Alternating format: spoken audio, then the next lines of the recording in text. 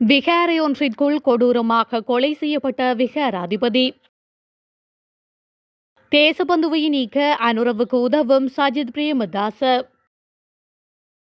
கருணா உள்ளிட்ட தரப்புக்கு எதிரான தடை மகிழ்ச்சி வெளியிட்டுள்ள உமா குமரன்.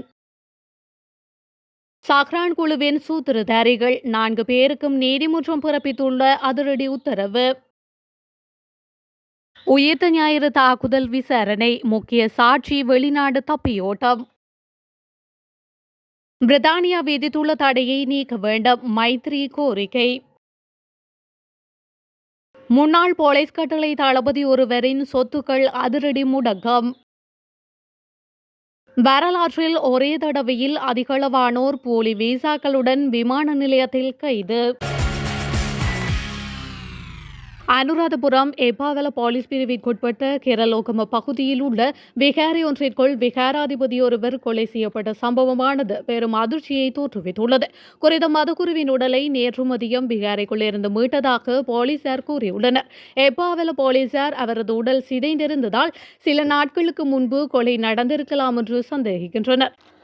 குறித்த விகாரையின் விகாராதிபதியாக பணியாற்றிய வேலாச்சியே பிரேமரத்ன தேரரே இவ்வாறு கொலை செய்யப்பட்டுள்ளார். இது தொடர்பில் பிரதேச மக்கள் கருத்து தெரிவிக்கையில் விகாராதிபதி இந்த கோவிலில் தனியாக வேலை செய்து வாழ்ந்து வருவதாகவும் கிராம மக்களுடன் தொடர்பில் இல்லை என்றும் கூறியுள்ளனர். நேற்று மதியம் அவரை காண்பதற்காக மதகுரு ஒருவர் விகாரைக்கு வந்தபோது ஒரு நாட்காலியில் அவர் இறந்து கிடப்பதை கண்டுள்ளார். இதனைத் தொடர்ந்து குறித்த மதகுரு கிராம சேகவர் மற்றும் கிராம மக்கள் மூலம் இதுகுறித்து தகவல்கள் அளித்துள்ளார்.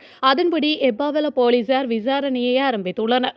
இதற்கிடையில் கொல்லப்பட்டதாக சந்தேகிக்கப்படும் விகாராதிபதி தேரரின் அடையாள அட்டை உள்ளிட்ட சில ஆவணங்கள் கோயிலில் இருந்து சுமார் 2 கிலோமீட்டர் தொலைவில் உள்ள ஒரு இடத்தில் கண்டெடுக்கப்பட்டதாக தெரிவிக்கப்படுகின்றது.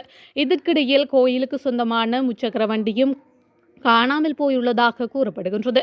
சம்பவம் நடந்த இடத்தில் கண்டெடுக்கப்பட்ட 3 ஜோடி காலணிகள் மற்றும் ஒரு கத்தி ஆகியவை மேலதிக விசாரணைக்காக போலீசார் எடுத்து சென்றுள்ளதாக கூறப்படுகின்றது. முன்னாள் ராணுவ தளபதிகளான சவேந்திர சில்வா உள்ளிட்டோருக்கு எதிராக பிரித்தானியா விதித்துள்ள தடையை நீக்க தற்போதைய அரசாங்கம் செயல்பட வேண்டும் என்று மைத்ரிபால ஸ்ரீசேன வலியுறுத்தியுள்ளார். கொழும்பில் இடம்பெற்ற நிகழ்வொன்றின் பின்னர் ஊடகங்களுக்கு கருத்து வெளியிடும் போது அவர் இதனை குறிப்பிட்டுள்ளார். அங்கு தொடர்ந்தும் கருத்து வெளியிட்ட அவர் இந்த நாட்டின் முன்னாள் ராணுவ தளபதிகள் உள்ளிட்ட 4 பேருக்கு எதிராக பிரித்தானியா பயண தடை விதித்துள்ளது. அதனை நீக்கிக் கொள்வது தொடர்பில் தற்போதைய அரசாங்கம் காத்திரமான செயற்பாடுகளை முன்னெடுக்க வேண்டும். தடை விதிக்கப்பட்டுள்ள ராணுவ தளபதிகள் இந்த நாட்டின் ஆட்புல உரிமை இறைமை என்பவற்றை பாதுகாப்பதற்காக போரிட்டவர்கள். அவர்கள் ஒருபோதும் சிவிலியன்களை படுகொலை செய்யவில்லை. பன்னி போரின் கடைசி 2 வாரங்கள் அனைவருக்கும் நன்றாக ஞாபகம் இருக்கும். நாங்கள் ஒன்றும் இறந்து மீண்டும் உயிர் தெழுந்தவர்கள் அல்லர். நான் 5 தடவைகள் பதில் பாதுகாப்பு அமைச்சராக பணியாற்றியுள்ளேன். அந்த வகையில் கடைசி 2 வாரங்களில் அங்கு என்ன நடந்தது என்பது குறித்து எனக்கு நன்றாகவே தெரியும். எங்கள் ராணுவ தளபதிகளுக்கு விதிக்கப்பட்டுள்ள பயண தடையானது மிகவும் அநீதியானது. அவர்கள் நாட்டுக்காக தங்களை தியாகம் செய்தவர்கள். எங்களது ராணுவத்தில் பல்லாயிரம் பேர் நாட்டுக்காக தங்கள் உயிர்களை தியாகம் செய்துள்ளார்கள். எங்கள் ராணுவ தளபதிகளுக்கு எதிராக மட்டும் சதி செய்யப்பட்டு அவர்களுக்கு பயண தடை விதிக்கப்பட்டுள்ளது.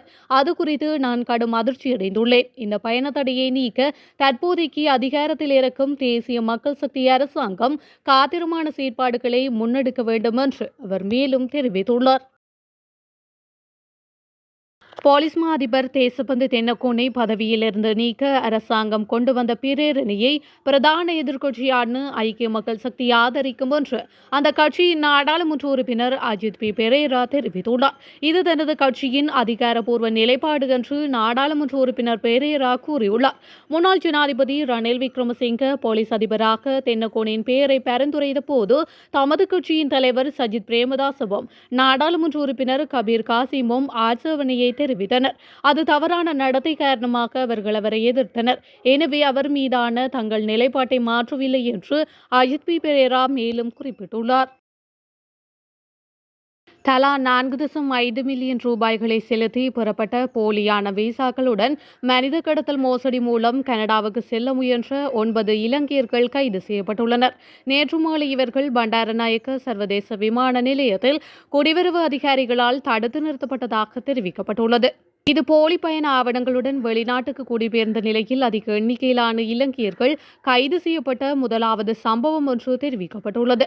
முன்னதாக புறப்பாடு முனையத்தில் பணியாற்றிய குடிவரவு மற்றும் குடியகழ்வுத்துறை அதிகாரிகள் ஒரு உள்ளூர் பயணியின் இலங்கை கடவுச்சீட்டில் ஒட்டப்பட்டிருந்த கனேடிய விசா போலியானது என்பது கண்டறியப்பட்ட போது அவர் விசாரணைக்காக அழைத்து செல்லப்பட்டார். இதன்போது புலனாய்வு பிரிவின் கீழ் இயங்கும் குடிவரவு திணைக்களத்தின் எல்லை கண்காணிப்பு பிரிவு ஸ்கேனர்கள் மூலம் குறித்த பயணியின் பயண ஆவணத்தை சரிபார்த்த போது கனேடிய வேலை விசா போலியானது என்பது தெரியவந்தது. எனினும் அவரது இலங்கை கடவுச்சீட்டு உண்மையானது என்பது கண்டறியப்பட்டது. இதனை அடுத்து போலி விசாக்களுடன் கனடாவிற்கு செல்ல முயன்ற ஒரு பெண் உட்பட மேலும் 8 இலங்கை பயணிகள் கைது செய்யப்பட்டுள்ளனர். இந்த நிலையில் வரலாற்றில் முதல் முறையாக இவ்வளவு பெரிய குழுவினர் உள்ளூர் விமான நிலையத்தில் போலி பயண ஆவணங்களுடன் தடுக்கப்பட்டமை இதுவே முதல் தடவை என்று குடிவரவு விசாரணை அதிகாரி ஒருவர் தெரிவித்துள்ளார். இலங்கை உள்நாட்டு போரின் போது கடுமையான மனித உரிமை மீறல்களில் ஈடுபட்டதாக குற்றம் சாட்டப்பட்ட நபர்களுக்கு எதிரான தடைகள் அறிவிக்கப்பட்டதில் நான் மிகவும் மகிழ்ச்சி அடைகின்றேன் என்று இலங்கை வம்சாவளியைச் சேர்ந்த பிரதானிய தொழிற்கட்சி உறுப்பினரும் நாடாளுமன்ற உறுப்பினருமான உமா குமரன் தெரிவித்துள்ளார்.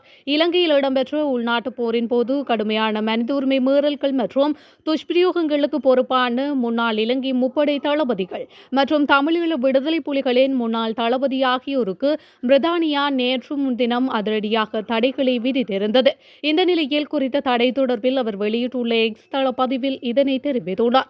இலங்கை உள்நாட்டு போரின் போது கடுமையான மனித உரிமை மீறல்கள் மற்றும் மீறல்களுக்கு பொறுப்பான 4 நபர்கள் மீது இங்கிலாந்து அரசாங்கம் தடைகளை விதித்துள்ளது. இதில் நீதிக்கு புறம்பான கொலைகள், சித்திரவதைகள் மற்றும் பாலியல் அத்துமீறல்கள் ஆகியவை அடங்கும்.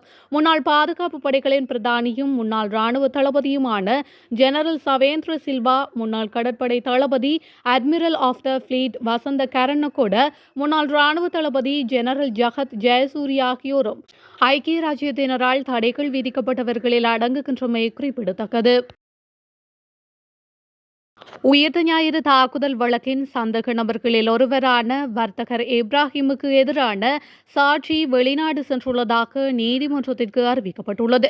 உயிர்த்த ஞாயிறு தாக்குதல் சம்பவத்தின் தற்கொலை குண்டுதாரிகளில் இன்ஷாப் இப்ராஹிம், இல்ஹாம் இப்ராஹிம் ஆகியோரின் தகப்பனாரான வர்த்தகர் முகமது இப்ராஹிம் வீட்டில் பணியாற்றிய பணிப்பெண் அவருக்கு எதிரான முக்கிய சாட்சியாக பெயரிடப்பட்டிருந்தார். இந்த நிலையில் குறித்த பணிப்பெண் இப்போதைக்கு வெளிநாடு சென்றுள்ளதாக போலீசார் நீதிமன்றத்திற்கு அறிவித்துள்ளனர். வழக்கின் முக்கிய சாட்சிகளில் ஒருவரான இன்னும் ஒரு பெண்ணும் வெளிநாடு செல்லும் நிலையில் இருப்பதாகவும் இதன்போது மேலும் குறிப்பிடப்பட்டுள்ளது. பிடியாணை பிறப்பிக்கப்பட்டும் நீதிமன்றத்தை தவிர்த்த வெலிகந்த போலீஸ் நிலையத்தின் முன்னாள் பொறுப்பதிகாரியின் சொத்துக்களை முடக்க நீதிமன்றம் உத்தரவிட்டுள்ளது. குறித்த பிடியாணை உத்தரவை நேற்றைய தினம் பொலனறுவை நீதவான் நீதிமன்றம் பிறப்பித்துள்ளது. கடந்த வருடம் செப்டம்பர் மாதம் 23ஆம் தேதி அனுமதி பத்திரமின்றி 20 கறவை மாடுகளை கொண்டு சென்ற ஒருவர் போலீசாரால் கைது செய்யப்பட்டு நீதிமன்றத்தில் முன்னிலைப்படுத்தப்பட்டார். குறித்த 20 கறவை மாடுகளை அரசாங்கத்திற்கு சொந்தமான கால்நடை பண்ணை ஒன்றில் ஒப்படைக்குமாறு பொலனறுவை நீதவான் அன்றைய தினம் உத்தரவிட்டிருந்தார். எனினும் கறவை மாடுகளை கடத்தல்காரரிடம் ஒப்படைக்க அப்போதைய வெலிகந்த போலீஸ் நிலைய பொறுப்பதிகாரி ஏற்பாடு செய்ததாக நீதிமன்றத்திற்கு கடிதம் ஒன்று அனுப்பப்பட்டது.